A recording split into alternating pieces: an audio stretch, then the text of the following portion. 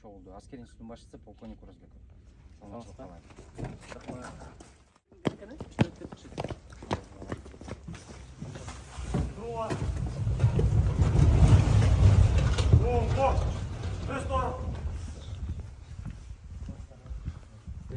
Эркен тур.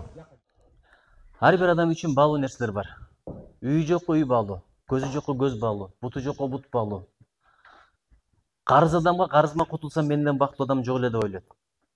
Биз ушунчалык бай экенбиз, абанын да кадырын билбейт экенбиз. Эгерде абаны адамдын колуна берип койгондо кырылып калмакпыз. Акчасын төлөмөсөң бермек эмес. Ушул абанын кадырын билбей жүрдүк эле, пандемия учурунда билдик го. Адамдар аппарат менен дем алып калды. Бирок биз жакында бир нерсенин кадырын, мурда таптакыр маани бербей жүргөн нерсенин кадырын билдик. Мунун аты аманчылык, тынчылык. Тажикстан окуясында биздин бир эле тилек болуп калды жараткан. Бизге аманчылык берчи, тынчылык берчи. Анткени мен ар бир жолу парадка барып көрөм. Анткени биздин жигиттердин, биздин кыздардын бирдей формада, униформада, автомат кармап, согуш аскер техникалардын коштоосунда өтүп жатканы аябай сыймыктандырат. Бул менин мамлекетим бар. Ошол мамлекетти коргой турган азаматтар бар деген эле символикалуу иш-чара. Мен дайыма тилек кылат элем, жараткан Алла ушул келишкен жигиттер өтүп атат, келишкен кыздар өтүп атат. Ушуларды бир эле парадтан эле көрөйүнчү, согуштан көрбөй эле коеюнчу деп.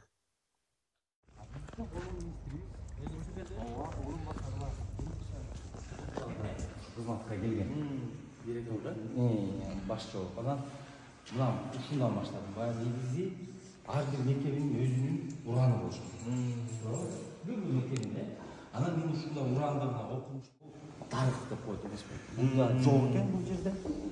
Мына ушу биздин генералдар могу сентябрда жакында 16 сентябрда өтүп кеткен бүт аскер.